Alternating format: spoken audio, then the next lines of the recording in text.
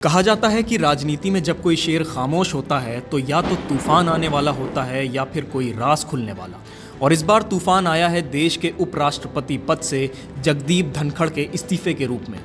धनखड़ ने कुछ समय पहले एक कार्यक्रम में कहा था कि महात्मा गांधी पिछली सदी के महापुरुष थे तो प्रधानमंत्री नरेंद्र मोदी इस सदी के युग पुरुष हैं।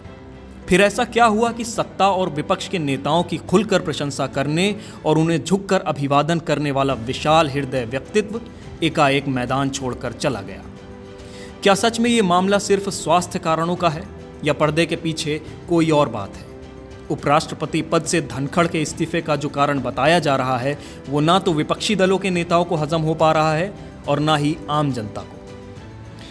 धनखड़ ने सोमवार को राष्ट्रपति द्रौपदी मुर्मू को लिखी चिट्ठी में कहा, स्वास्थ्य सेवा को सर्वोपरि रखने और चिकित्सीय सलाह का पालन करने के लिए मैं संविधान के अनुच्छेद 67A के तहत भारत के उपराष्ट्रपति पद से तत्काल इस्तीफा देता हूं। सोचने वाली बात यह है कि 2 दिन पहले तक तो ऐसा कुछ नहीं था।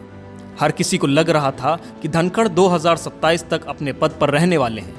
तो अब अचानक ये डॉक्टरी सलाह कहां से आ गई? इसके पीछे कहीं कोई गहरी राजनीतिक कहानी तो नहीं? अब पीछे चलते हैं और जानते हैं धनखड़ के जीवन सफर के बारे में। 18 मई 1951 राजस्थान का झुंझुनू जिला, गांव का नाम किठाना, और वहीं से शुरू हुआ जगदीप धनखड़ का सफर।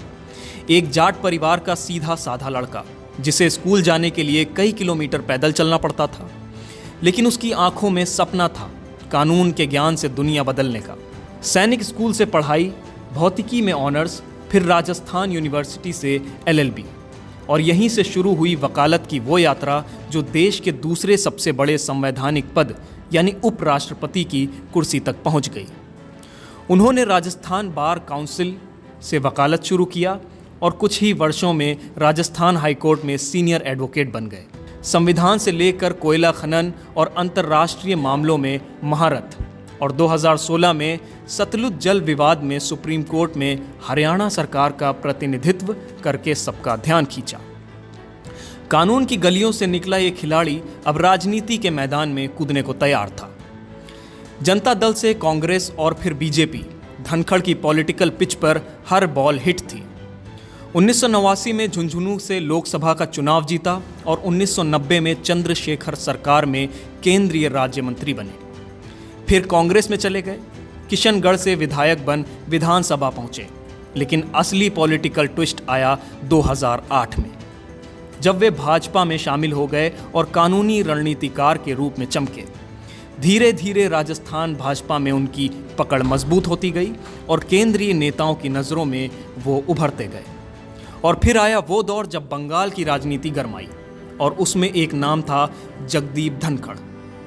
2019 से 2022 तक धनखड़ पश्चिम बंगाल के राज्यपाल रहे, लेकिन वे कोई आम राज्यपाल नहीं थे। मुख्यमंत्री ममता बनर्जी से लेकर TMC तक सबको उनकी सीधी बात और टकराव की रणनीति ने परेशान कर रखा था।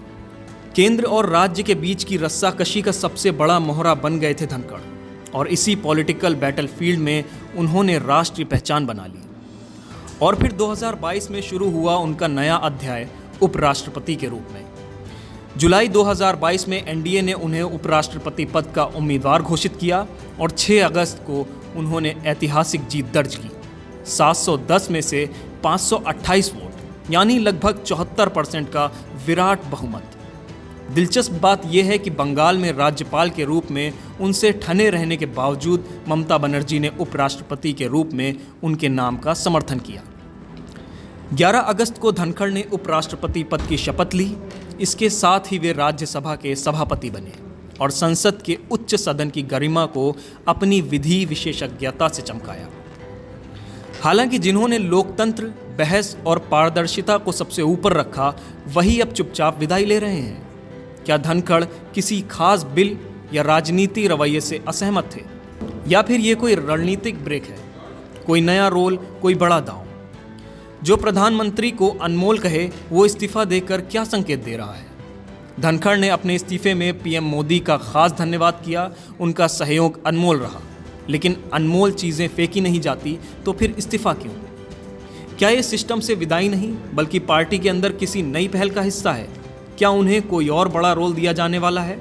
जैसे राष्ट्रपति का उम्मीदवार बनाना, या फिर उन्हें साइडलाइन किया जा रहा है। धनखड़ का जाना सिर्फ एक इस्तीफा नहीं, ये सत्ता की गलियारों में बदलाव की घंटी है। जब देश में हर पॉलिटिकल मूवमेंट एक संकेत होता है, धनखड़ का इस्तीफा भी एक साइलेंट सिग्नल है जो आने वाले समय की बड़ी सियासत की तरफ इशारा करता है। शायद अब राजनीति की स्क्रिप्ट में कोई और ट्विस्ट आने वाला है।